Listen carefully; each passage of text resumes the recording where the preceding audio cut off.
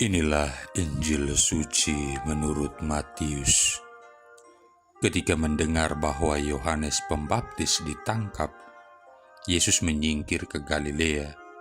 Ia meninggalkan Nazaret dan diam di Kapernaum, di tepi danau, di daerah Sebulon dan Naftali, supaya genaplah firman yang disampaikan oleh Nabi Yesaya, tanah Sebulon dan tanah Naftali, jalan ke laut, daerah seberang sungai Yordan, Galilea, wilayah bangsa-bangsa lain, bangsa yang diam dalam kegelapan, telah melihat terang yang besar, dan bagi mereka yang diam di negeri yang dinaungi maut, telah terbit terang.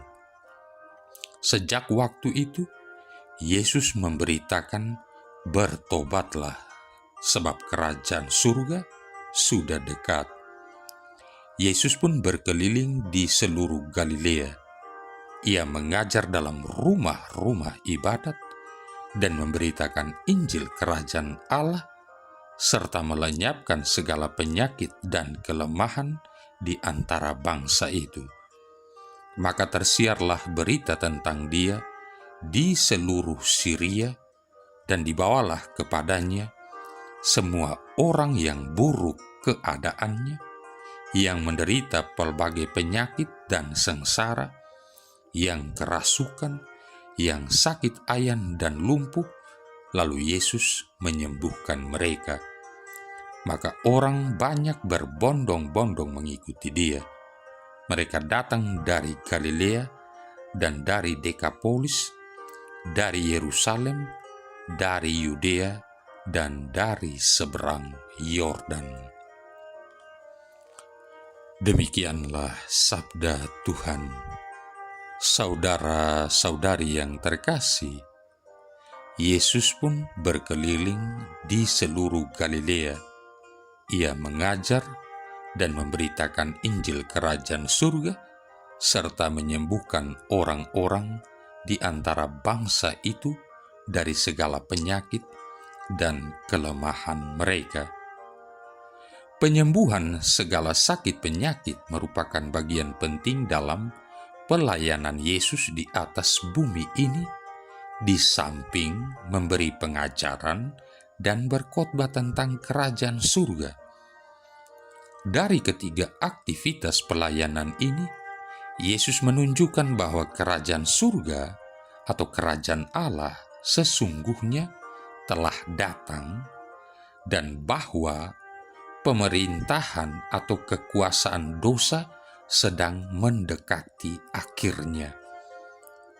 Menyadari hal ini, tidakkah mengherankan atau malah lucu apabila kita cenderung mengatakan tentang penyembuhan oleh Yesus sebagai peristiwa yang sudah lama terjadi, kejadian 2000-an tahun yang lalu, kuno, jadi bukan sesuatu yang dapat terjadi di sini dan sekarang juga.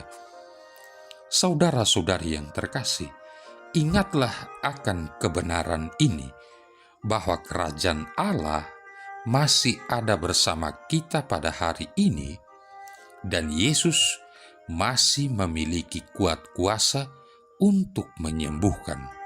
Ingatlah bahwa Yesus Kristus tetap sama, baik kemarin maupun hari ini dan sampai selama-lamanya.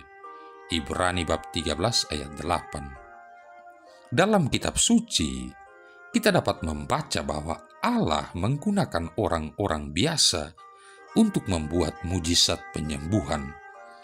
Dengan demikian, mengapa kita harus berpikir bahwa Dia tidak akan menggunakan kita juga? Satu cara untuk mengatasi keraguan-raguan kita adalah untuk mendoakan kesembuhan atas sakit penyakit yang kecil-kecilan. Misalnya, kita mendoakan seseorang yang sedang sakit kepala atau menderita demam. Kita memohon kepada Allah untuk menghibur seseorang yang berbeban berat, atau menyemangati seseorang yang sedang dilanda rasa takut. Marilah kita mempraktikkan doa-doa penyembuhan ini dengan setia dan tekun. Dengan berjalannya waktu, kita mulai melihat buahnya. Maka kita pun lebih merasa nyaman untuk mendoakan kesembuhan orang-orang yang sedang menderita sakit penyakit yang lebih serius seperti kanker dan lain sebagainya. Saudara-saudari yang terkasih, selagi kita dalam tanda kutip bereksperimen dalam hal doa penyembuhan, janganlah kita pernah melupakan kebenaran ini bahwa hasil akhirnya tergantung pada Allah semata, bukan pada kita. Kita tidak akan pernah mampu untuk menjelaskan mengapa ada orang yang sembuh dari penyakitnya setelah didoakan, sementara ada pula orang-orang lain yang tak kunjung sembuh. Namun hal seperti ini janganlah sampai membuat kita berputus asa dan berhenti berdoa untuk orang-orang sakit yang dipercayakan kepada kita untuk didoakan. Janganlah kita berhenti mendoakan orang sakit sambil membenarkan diri bahwa kita tidak dianugerahi dengan karunia penyembuhan. Lihat 1 Korintus bab 12 ayat 9. Apalagi dengan mudahnya mengatakan capek deh. Pengalaman menunjukkan bahwa segalanya tergantung pada kehendak Allah sendiri. Ada orang yang disembuhkan on the spot, ada pula yang disembuhkan beberapa saat, bahkan beberapa bulan atau beberapa tahun kemudian dan sebagainya. Apapun dan bagaimanapun hasilnya, kita harus percaya bahwa Roh Kudus bekerja dalam pribadi-pribadi yang kita doakan. Paling sedikit mereka akan disentuh oleh kasih Allah yang mengalir dari diri kita yang mendoakan. Oleh karena itu, marilah kita mengambil langkah iman dan memperkenankan Roh Kudus memakai kita sebagai bejananya. Marilah kita mulai dalam ruang lingkup terkecil, yaitu di tengah keluarga kita sendiri yang seharusnya menjadi gereja domestik, atau di dalam komunitas kita, lingkungan basis kita, dan kemudian perhatikanlah bagaimana Allah bekerja.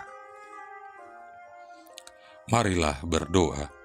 Allah Bapa kami, terangilah kami dengan cahaya ilahi, agar kami dapat melintasi kegelapan hidup ini dan sampai kepadamu terang yang abadi, dengan pengantaran Yesus Kristus Putramu Tuhan kami, yang bersama dengan Dikau dalam persatuan Roh Kudus hidup dan berkuasa, satu Allah sepanjang segala masa.